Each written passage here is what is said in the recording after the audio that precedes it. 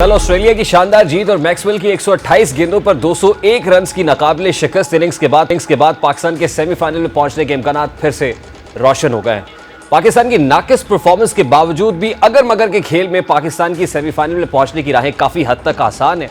कल श्रीलंका और न्यूजीलैंड के दरमियान होने वाला मार्का पाकिस्तान के लिए भी अहमियत इख्तियार कर गया, क्योंकि इस मैच का रिजल्ट ही पाकिस्तान की सेमीफाइनल में जाने के इम्कानात को 90% तक ले आएगा। अगर मगर के इस खेल में पाकिस्तान किस तरह अब सेमीफाइनल में जा सकता है, इस वक्त साबिक टेस्ट क्रिकेटर मायनाज फास्ट बॉलर अब्दुल रऊफ साहब हमारे साथ स्टूडियोज में मौजूद है। बिला ताखिर उनकी तरफ पढ़ते हैं। अस्सलाम वालेकुम अब्दुल रऊफ साहब, बहुत बहुत शुक्रिया आपके वक्त के लिए। जी वालेकुम सलाम। रिपोर्ट आपने देखी है, इससे पेशतर के पाकिस्तान अपना लास्ट मैच खेले, कल न्यूजीलैंड अपना लास्ट मैच खेलने जा रही है against Sri Lanka. What are you looking at? देखिए, मेरा ख्याल है कि जो लास्ट मैच हुआ अफगानिस्तान और ऑस्ट्रेलिया का, उससे पाकिस्तान के दोबारा सेमीफाइनल में आने के चांसेस बहुत ज़्यादा रोशन कर दिए हैं। जब 97 थे ऑस्ट्रेलिया के, तो लग रहा था कि पाकिस्तान कम्प्लीटली इस वर्ल्ड कप से आउट हो चुका है। मगर उसके बाद जिस तरह आपको भी पता है कि जो मैक्सवेल ने इनिंग खेली है, मेरा ख्याल है कि क्रिकेट हिस्ट्री की एक सबसे शानदार आप इसको इनिंग कह सकते हैं।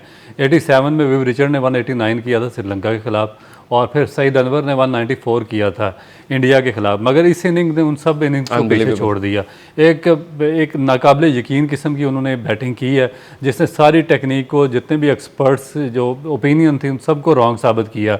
मसलन कि हम बात करते हैं एज ए क्रिकेटर टेक्निक की, मगर जिस तरह उनके दोनों टांगों को क्रैम्स पड़े हुए थे और उन्होंने बगैर टांगे हिलाए ऐसे, वो जो फुटवर्क का कॉन्सेप्ट है वो बहुत पीछे रह गया। उसको तो तबाह बर्बाद करके रख दिया ना फुटवर्क के कॉन्सेप्ट को। वो तो ऐसे लग रहा है जैसे गोल्फ खेल रहे थे। वो तो बिल्कुल हाई हैंड कोऑर्डिनेशन के साथ क्रिकेट खेल रहे थे ऐसे ही। तो मेरा ख्याल है कि उस इनिंग ने पाकिस्तान को दोबारा इस टूर्नामेंट में वापस ला दिया। अब सिंपली पाकिस्तान को एक तो इंग्लैंड को हराना पड़ेगा, और दूसरा अगर जो श्रीलंका या जो न्यूजीलैंड का मैच है, या तो वो बारिश की नज़र हो जाए, एक पॉइंट मिले, या फिर श्रीलंका न्यूजीलैंड को हरा दे, तो पाकिस्तान के मेरा ख्याल है कि बहुत ईजी। तो हमें ज्यादा दुआ किस चीज़ की करनी चाहिए? क्योंकि अभी तो कल के मैच में तुम दुआ ही कर सकते हैं, दवा तो आएगी ना इंग्लैंड के मैच में 11 नवंबर को। तो कल हमें क्या दुआ करनी चाहिए कि बारिश हो जाए?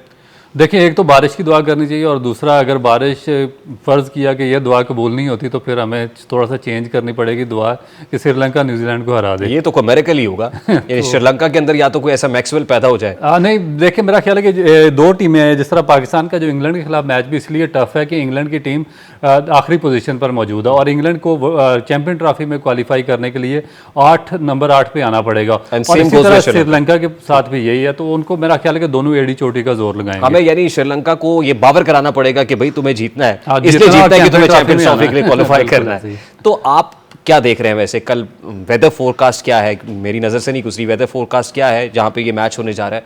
और फिर अगर मैच होता है तो फॉर श्योर तगड़ी तो न्यूजीलैंड ही। देखिए, मेरा ख्याल है बेंगलोर में मैच हो रहा है, और जो वेदर फोरकास्ट है वो तो कल मेरा ख्याल है कि 12 बजे से लेके 5 बजे तक रेन है, और 90% जो फोरकास्ट है वो बारिश की है। तो आपकी मेरा ख्याल है कि 90% दुआएं तो कबूल हो चुकी हैं। अब बाकी 10% ये अब अल्लाह ताला बेहतर जानते हैं। कुदरत का निज़ाम है। कुदरत का निज़ाम है, क्योंकि हम जो अपने बेसिक ब्लेंडर्स होते हैं, जो हमारी और मिसचीफ्स होती हैं, हम उनको कवर कुदरत के निज़ाम से ही करते हैं ना। अच्छा, डोंट यू थिंक कि आज इंग्लैंड नीदरलैंड के खिलाफ जिस तरह से कम बैक किया है, मतलब नीदरलैंड नो डाउट कि कमज़ोर हरीफ है, लेकिन इंग्लैंड की परफॉर्मेंस भी को बहुत अच्छी नहीं रही, लेकिन आज जितना बड़ा टारगेट उन्होंने नीदरलैंड को दिया है, बॉलिंग भी समहाउ और दी अदर ठीक हो रही है, तो इंग्लैंड तो कम बैक कर गया। यानी वो जो कॉन्फिडेंस और मोराल बहुत नीचे गया हुआ था, रिवाइव करने का मौका तो आज इंग्लैंड को मिला होगा। तो इंग्लैंड को भी कमज़ोर नहीं समझना चाहिए पाकिस्तान को। देखिए, सम आप कह सकते हैं रिवाइव उन्होंने किया, मगर उसमें ये है कि जो उनके मेजर बैट्समैन थे 150 पे आउट हो चुके थे। उसके बाद जो मैक्सवेल और जो वोक्स हैं, उन्होंने बहुत शानदार बैटिंग की, नंबर 8वीं विकेट पे मैक्सवेल ने सेंचुरी की, फिर वोक्स ने 50 की, तो वो ऊपर लेके गए। अगर पाकिस्तान इन दोनों पे फोकस करता है, इनको पकड़ता है, तो इसके अलावा जो बाकी उनके बैट्समैन है, उसमें स्वाय मिलान के अलावा कोई इतना ज़्यादा, लेकिन इंग्लैंड को हराना भी तो हमने 131 रन से है ना अब्दुल रऊफ साहब। यानी ये ऐसी टीम है जिसको हम 131 रन के मार्जिन से या 28 ओवर्स में स्कोर पूरा करके इनकेस हम चेज करते हैं तो अब ये कर लें। लेकिन उसमें ये है कि देखिए, अगर बारिश होगी तो फिर तो मेरा ख्याल है कि आपको सिंपली उनको हराना पड़ेगा। तो जो अभी तक जो लक है वो पाकिस्तान की फेवर कर रही है। जिस तरह कल कोई सोच भी नहीं सकता था कि जो ऑस्ट्रेलिया अफगानिस्तान से मैच जीत जाएगा, 94 थे, मगर एक फिर आप इसको मिरेकल ही कह सकते हैं कि वो मैच जीत गया ऑस्ट्रेलिया। और इसी तरह का मेरा ख्याल है कि सुबह भी हम किसी मौजज़े के इंतजार में, हम ये कह सकते हैं कि कल कम से कम ये 90% फाइनल हो जाएगा कि पाकिस्तान कोई टीम सेमीफाइनल पहुंच रही है या नहीं पहुंच रही।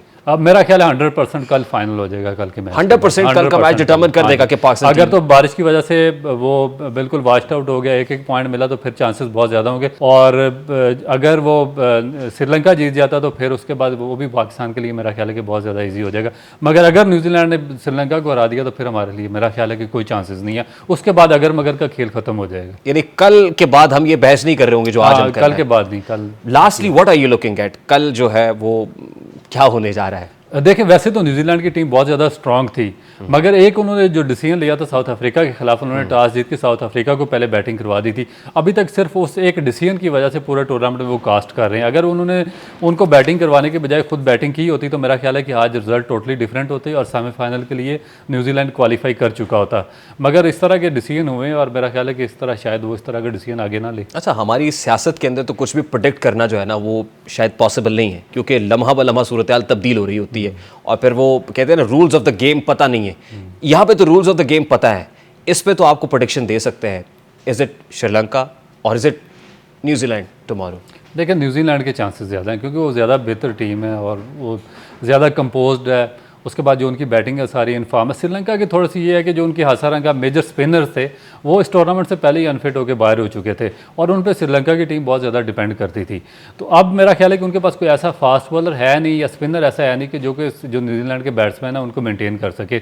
दूसरी जानब जो न्यूजीलैंड के बैट्समैन है बहुत ज़्यादा इनफॉर्म है, तो बहुत ज़्यादा मेरा ख्याल है कि आप इसको कह सकते हैं कि अपसेट ही कह सकते हैं अगर श्रीलंका न्यूजीलैंड को हरा दे। साहब बहुत बहुत शुक्रिया आपके वक्त के लिए। साबिक test cricket fast bowler Abdul Rauf साहब हमारे साथ मौजूद थे। मेरा ख्याल है कि इनकी गुफ्तगू से मैं तो ये ज़्यूम कर पाया हूँ कि हमें ज़्यादा दुआ यही करनी चाहिए कि कल बारिश हो जाए, मैच ना हो। अदरवाइज न्यूजीलैंड बड़ी स्ट्रॉन्ग है and they can come hard against Sri Lanka. और श्रीलंका अगर हार जाती है और न्यूजीलैंड ये मैच जीतने में कामयाब हो जाए तो पाकिस्तान के लिए बहुत मुश्किल हो जाएगा फिर इंग्लैंड को 131 रन के मार्जिन से हराना या फिर 28 ओवर्स के अंदर अगर वो चेज़ कर रहे हैं तो इस सारे स्कोर को अबूर करना। ये एक और दरिया का सामना था मुनीर मुझको, मैं एक दरिया के पार उतरा तो मैंने देखा। यानी ये कल एटलीस्ट ये इस्टेब्लिश हो जाएगा कि पाकिस्तान की टीम का अगर मगर का खेल बरकरार है, सेमीफाइनल में जा रहे हैं या नहीं जा रहे हैं। प्रोग्राम का वक्त अपने इख्तिताम को पहुंचे, आपसे मुलाकात होगी इंशाल्लाह कल। अपना रखिए ख्याल, अल्लाह हाफ़िज़।